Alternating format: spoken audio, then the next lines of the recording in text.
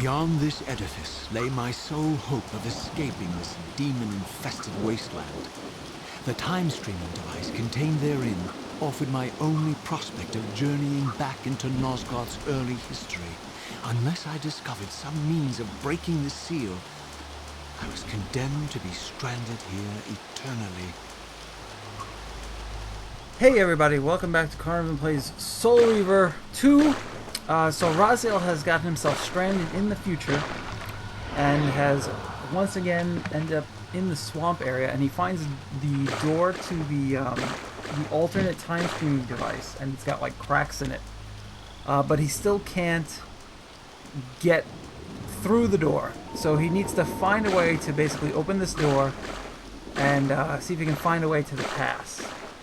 So he can go meet with Janos Audron and find more out about his destiny. So in order to do that, I'm going to go ahead and I'm going to struggle through this terrible swamp, jumping like a fool, and struggling to deal with these really not fun to fight enemies until I can find something that will help Raziel reach his goal.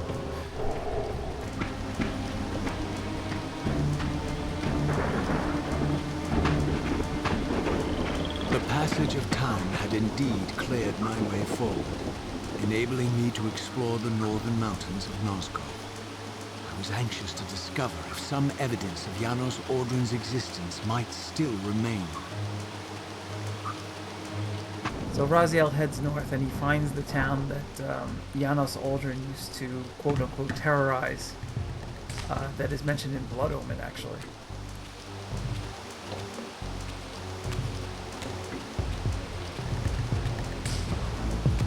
Here I discovered the quaint hamlet of Ustenheim, now long abandoned and collapsing into ruin.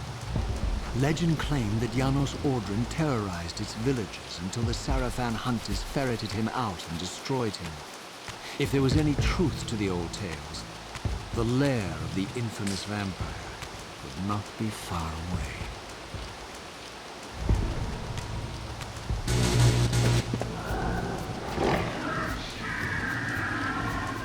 Just a quick little note there that the demon actually calls Raziel's name.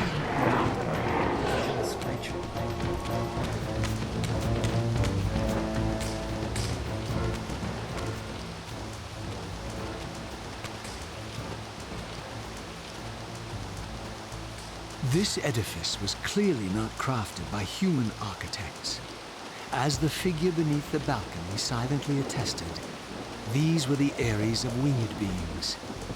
Undoubtedly, I stood before the mountain refuge of the legendary Janos Audron, but the entire sanctuary lay in ruin, collapsed under the force of some ancient cataclysm.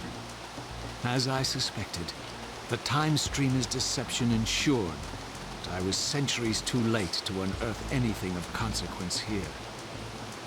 With nothing behind me but the wasteland I had traversed, I resolved to press on and explore these canyons further.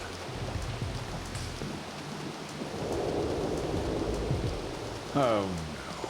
Every time you turn up, something monumental and terrible happens. I don't think I have the stomach for it. No drama this time, Raziel. You are persistent, crossing time like this to follow me. Still waiting for that coin of yours to land on its edge. I'm biding my time. I see that Mobius has played a little trick on you. Yes. He clearly doesn't want me to meet this Janos Audron. Perhaps. Or maybe he merely hoped that it would harden your heart against me, to see this wasteland which I single-handedly authored. My heart doesn't need hardening, Kain. If I even suspected that destroying you would make any difference, I would do it this instant. I knew you'd see through them, Raziel. Janos is indeed the key to your destiny, but you'll need to find your own way back into Nosgoth's past. Make no mistake, though, Raziel. You and I are now in great danger. We are irritants here. Malevolent forces are being marshaled to eliminate us. You talk as though we're allies. Regardless of your sentiments, Raziel, in their eyes, we are. Well, they're certainly trying to eliminate you, Kain. There can be no doubt of that. I am assaulted relentlessly with demands for your demise. Whatever it is that you're plotting, they're scared to death of you. As for me, I suspect they made a grave error when they allowed my unique resurrection. I don't think they know how to destroy me. You mustn't underestimate them, Raziel. And who exactly is this diabolical they to which we keep referring? If there's some grand conspiracy going on, the right hand doesn't appear to know what the left is doing. Even Mobius seems to be caught out at every turn. Mobius is a puppet, Raziel. Haven't you realized that yet? That's the sweetest irony in all of this. Nosgoth's great manipulator is their plaything. But the ones pulling the strings haven't shown their faces yet. They don't like us unwriting their carefully choreographed history, though, do they? You must understand, Raziel, we haven't unwritten history, we've merely rewritten it. The future flows around our petty actions, finding the path of least resistance, while admitting only the slightest alterations. This is the reshuffling you felt when you refused to kill me. And remember, Raziel, we are irritants in this regard as well. History will not allow the introduction of a paradox. And if events cannot be reshuffled to accommodate the change? It is the irritant who's expelled. Bear in mind that this may be exactly the outcome our enemies are trying to provoke. We must tread very carefully. Okay, so this is a cutscene that we need to unpack. So first of all, Raziel finds the ruined keep of Janos Audron. And although Janos is long dead and the keep is destroyed, he does notice that there's a depiction of a winged vampire. And the keep is high up. So Janos Audron was probably a winged vampire that could reach the keep easily because he could fly. It's just something to note for now. Then Raziel notices that Kain is behind him. Kain is watching Raziel. He's apparently waiting for something to happen. We don't know what, but he's just kind of keeping an eye on him. And Kain just kind of walks up and says, "Hey man, you got goofed, didn't you?" And basically he doesn't really have any new information. He just warns Raziel that right now Raziel and Kain are in more danger than they've ever been, because right now their enemies know that Raziel is trying to find out what his destiny is and possibly change what it could be.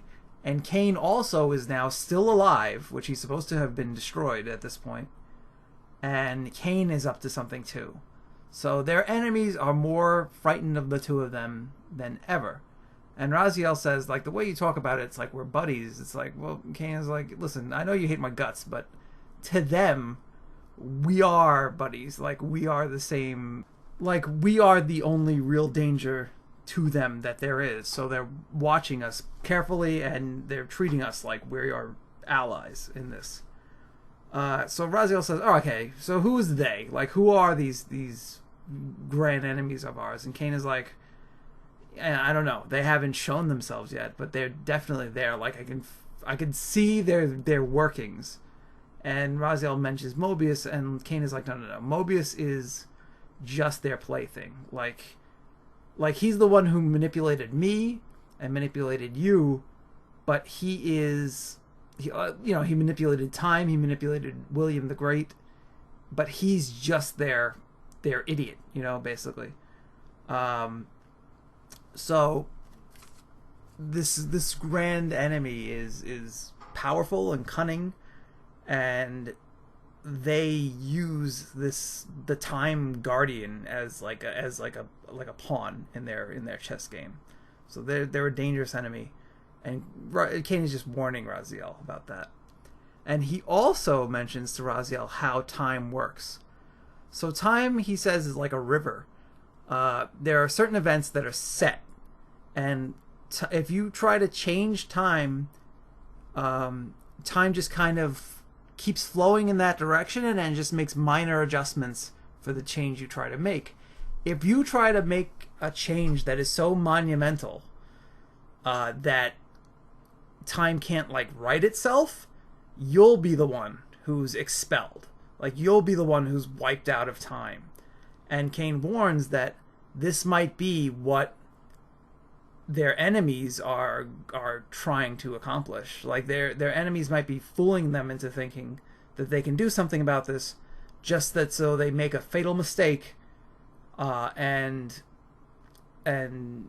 get themselves kind of destroyed by time itself. So yeah, that would be bad.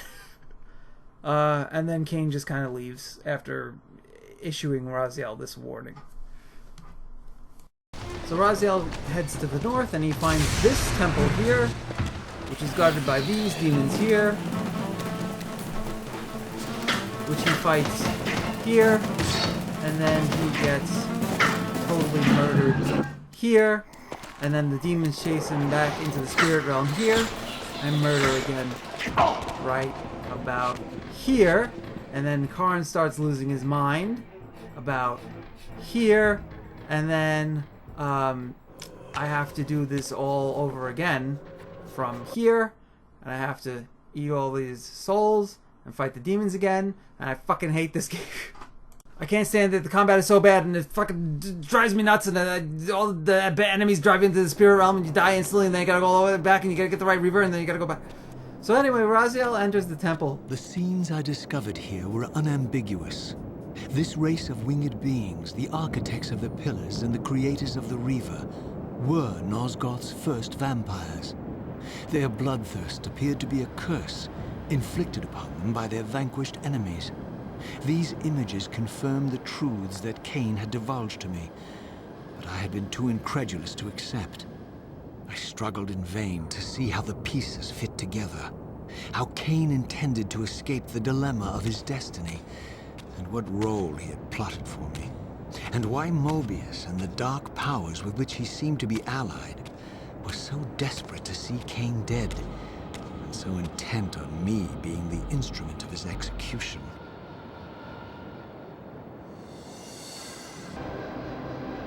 So here we learn that vampires did not always survive on blood. Apparently their enemy, as they were being banished by the pillars, cursed the vampires with the bloodlust that they all have these days.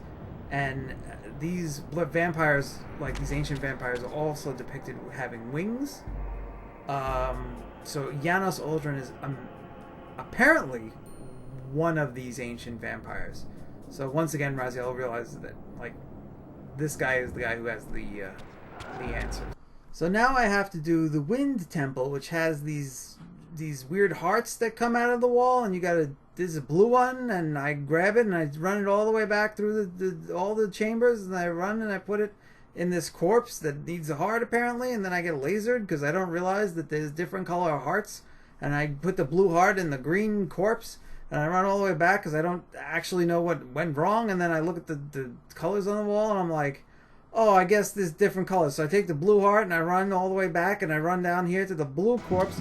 And then I put the blue heart in the blue corpse, like so. And then it heals or dies.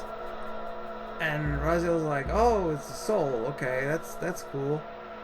The soul is free, I guess. And then this wall opens up, and it's like, grr, and then it eats the soul, like that. And then it starts spitting out wind, which is very odd. So now I gotta do this shit 3 more times. I gotta go get the green heart and take it and bring it all the way back to the green corpse and fight all the guys and then fucking run and jump, and then the doors close behind me and I gotta run all the way down to the green corpse. And then I gotta do the same goddamn thing, and then I do it with the red heart, but I don't record that, so here's the air reaver.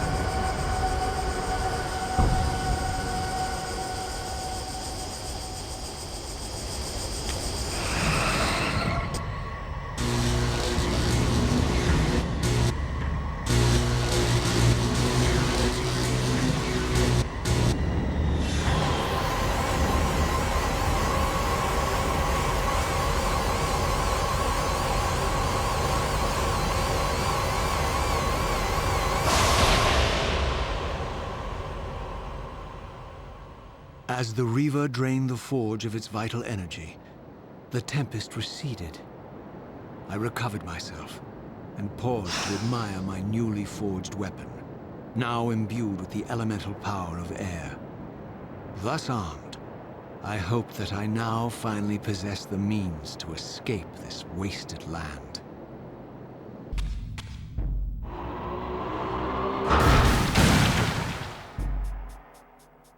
This elemental Reaver, I discovered, had the power to obliterate barriers that were cracked or compromised. At last, I had the means to open that ruined time-streaming chamber I discovered so long ago in the swamp. Now, perhaps, I could leave this wasteland and return to an era when Janos Audron still lived.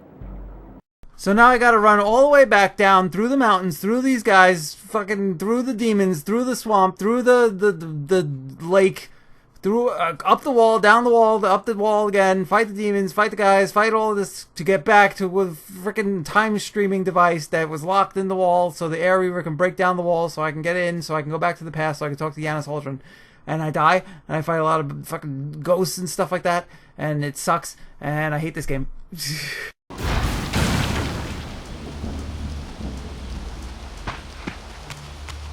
Alright, so finally, after crying for an hour and a half, I make it down to the time streaming device, and then Raziel opens, he goes in there.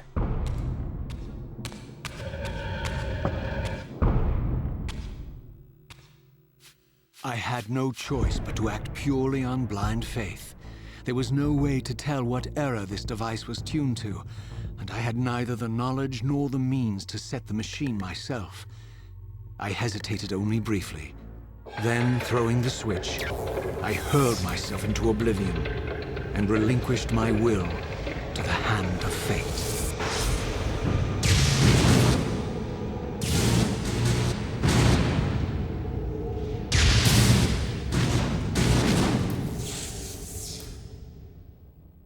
Yeah, so Raziel doesn't know actually how to use the time machine. So he just turns the on switch and hopes that it takes him to a good place. Which is an amazing strategy.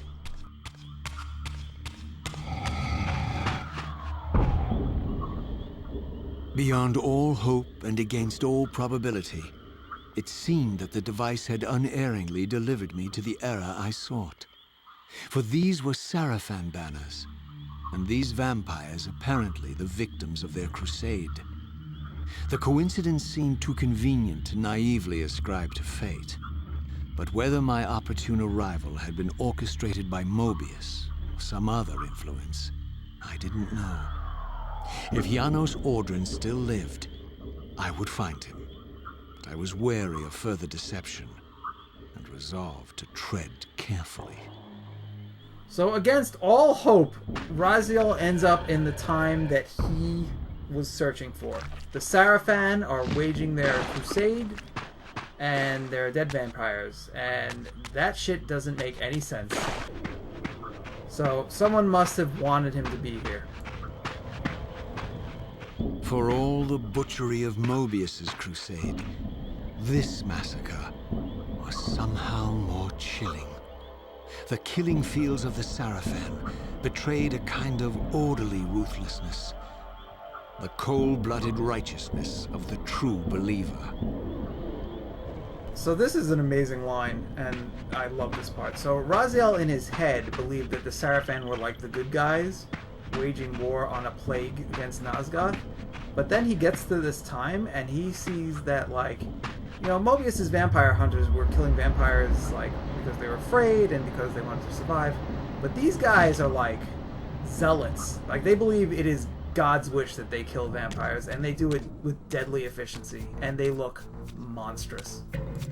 By all that is holy! Here at last, in the flesh, I beheld my former brothers in arms, the warrior priests of the Sarafan Order, their lives devoted solely to the annihilation of the vampire plague. And while I confess, I felt a twinge of longing, a pang of grief for what I had believed was my lost virtue, I regarded them now with none of the reverence I formerly felt. For I had seen the human face of the vampires, and now I beheld the monstrousness of these men. Yeah, I absolutely love that they hit upon, like... There's nothing more terrifying than a person doing horrible acts in the name of God. Like, there's nothing, like, more frightening than, like, a person that thinks that all the atrocities they're committing are the right thing. And that's really cool. And what also makes these guys monstrous is that these enemies will attack you without stopping, no matter what. And they are the most annoying enemies in the game, and now I have to deal with them. And it's awful. And it's not fun to play, and I have to, like, just take hits and land what hits I can. There's no combos I can do. The fighting of Soul Reaver 1 was not meant to handle 5 guys at once. And this is the fighting of Soul Reaver 1. And this is why this game is terrible and bad and no one can play it. But also has one of the best stories in any game, even today. And this is the strategy: is you jump on things that enemies can't get you, and you just jump off and take a few whacks, and hide again, run away, just avoid combat. Use the Soul Reaver. Try not to be doing the combat is the strategy of the combat. And now I have to do this until the end of the game. So cool. So Raziel climbs his way up to the tippy top of the mountains and once again avoids all frickin' terrible enemies. And once again finds himself at the base of Janos Audron's keep.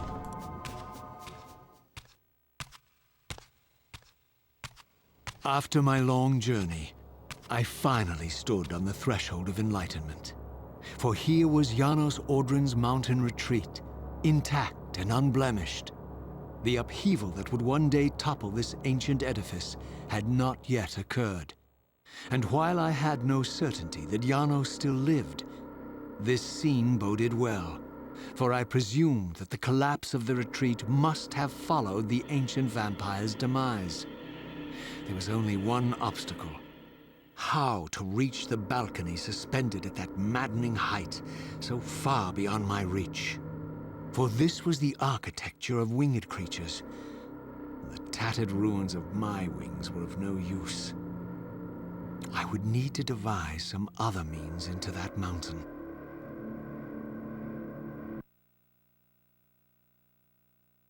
Alright, so I cut it out, but for 2 hours I tried to find my way into this stupid place. 2 hours! You have to dive in the water, and then you have to go into the spectral realm. And there's no indication that you would ever have to do that. And it drove me absolutely insane. When I first played this, I had a guide, and this time I was just kind of playing the game. Don't play this game. Alright, so in this place, you have to solve these puzzles involving blood. And you're basically building a magical ramp up to the top level of this tower. So Raziel is doing these puzzles and magically creating these ramps and opening doors and stuff like that to get all the way to the top of the tower where Janos Audron is located. And then he finally gets there, and here we go. Notice that Raziel can open the door.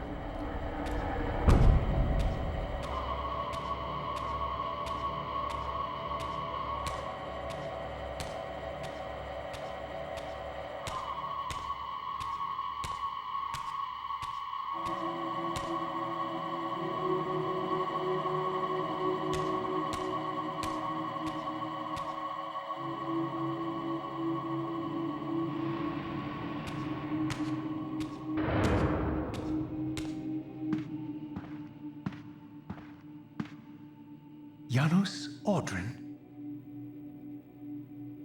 It is heartening after all these years to hear my name spoken without contempt. Raziel? My child, what have they done to you? I have been dragged through hell and back. All it seems to reach this moment. But I don't yet know why. For thousands of years I have waited, alone here, losing faith. At the time of the binding, 9 guardians were called to serve the pillars, and I was summoned as the 10th guardian, the keeper of the Reaver, the weapon of our salvation. Over time, our race died out, until I alone remained, sustained only by my obligation to you and by my guardianship of the blade. And the other 9? Why did their guardianship not sustain them? I don't know. As our race dwindled, the humans prospered. I have watched over the centuries as our history faded into myth and finally receded altogether. The humans have forgotten us entirely and claimed the pillars for themselves, wholly ignorant of their true purpose. To them, I am merely a devil, the origin of their vampire plague. Why would the pillars summon human guardians then, if they are meant to be served by vampires? The pillars choose their guardians from birth, Raziel, and vampires are no longer born. This is the crux of our dilemma, and this is the terrible irony. With their vampire purge, the members of the Circle have assaulted the very architects of the pillars they are sworn to protect. They have embarked on a treacherous path. With every vampire they kill, the humans are slitting their own throats. They know I'm up here, beyond their reach, and it terrifies them. You can see how they flaunt their kills to torment me. Or perhaps simply to lure me out. They have this foolish notion that destroying me will somehow topple our entire bloodline. Thankfully, we're not that fragile. I have seen them mustering their forces in the village below. Yes. I don't know what they're plotting, but I fear our time may be bitterly short. Mankind seems to have brought you only torment and grief. You must hate them. They fear what they don't understand, and they despise what they fear. But no, I do not hate them. Vorador does. He has suffered much. He cannot forgive them. Should they be forgiven? They don't understand what they're doing. They are simply unenlightened and vulnerable to manipulation. So, it's all true then, what Kain and Vorador have told me. I really am some kind of unholy vampire messiah. Unholy? No. Messiah, perhaps. I don't like that word. smells of martyrdom. Raziel, your role in this world's destiny is more crucial and more benevolent than you've allowed yourself to believe. Your journey will not be easy. Dark powers are allied against you. But I think you already know this. You appear to have been cruelly tested. The binding must be secured, Raziel. The pillars are the lock. And the Reaver is the key. Yes. The Reaver is here. Why do I feel nothing? The most formidable weapon ever forged by our swordsmiths. They infused the blade with vampiric energy, empowering the Reaver to drain our enemies of their precious lifeblood. As Janos presented the blade, an inexplicable sense of dread crept over me, more palpable than anything I'd felt before.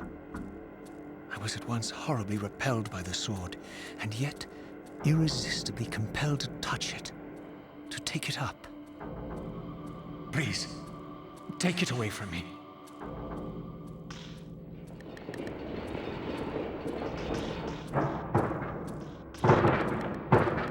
I fear you have been followed.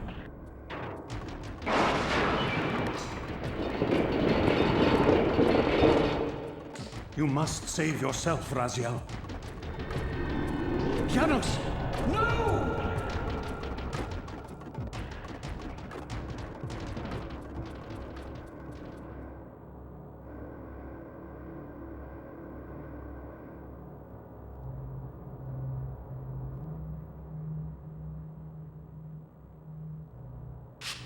My surroundings whirled sickeningly, and I found myself transported safely away from the ambush to an adjacent chamber. Janos had delivered me from the Sarafan, selflessly forfeiting his own safety to preserve my life. And now I feared that my newfound mentor would be slaughtered by the very crusaders I had so recently revered.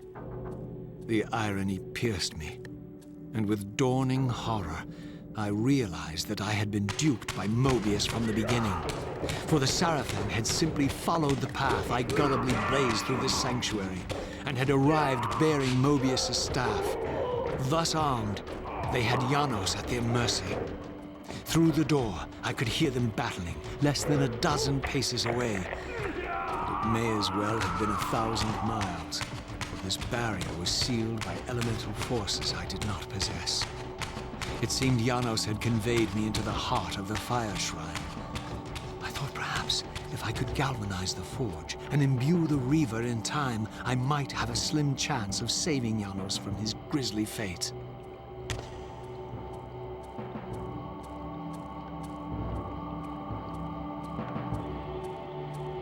Okay, so here's one of those cutscenes that we gotta tear apart. So Raziel finally meets Janos Audron, who apparently knows Raziel. Like, he doesn't seem to expect him at this moment exactly, but he does recognize him and knows him by name.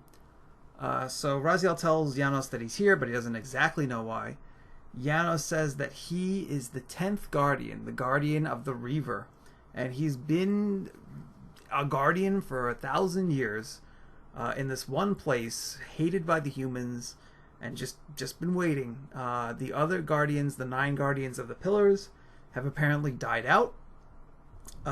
We don't really know why or what happened to them, but they're gone. And now the Pillars are under human guardianship. This is a problem because the Pillars need to stay the Pillars and not break apart or be corrupted like they were.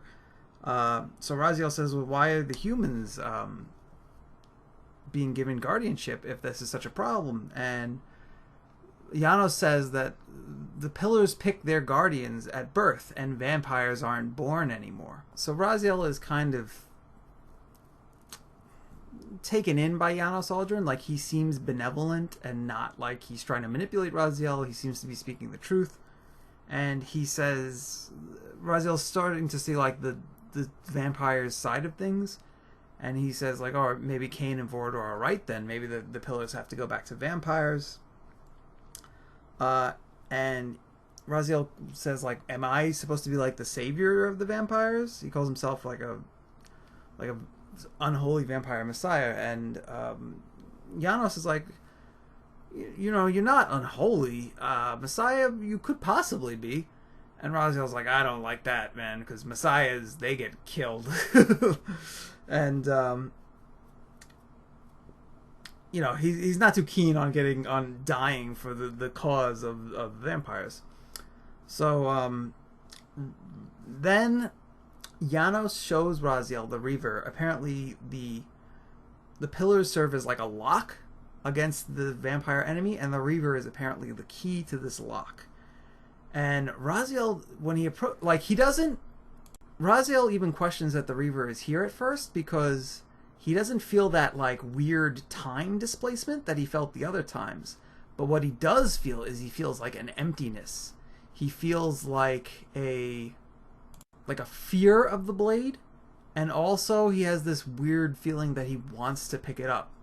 So just then, as he's like, get this thing away from me, like he feels like kind of scared by it. The Sarafan break in, and Raziel realizes that as he made his way up the tower, he made it so that non-winged creatures could get to the top of the tower. He's been fucking fooled by Mobius, and like this was expected because the Sarafan have Mobius' staff, which paralyzes a vampire. So now Janos Audron is at their mercy, and he can hear them fighting in the next room. He can't get to it because Janos teleports him into the Fire Reaver shrine. So in order to open the door, Raziel has to get the Fire Reaver and get back and save his new mentor. Which we'll do next time. Bye!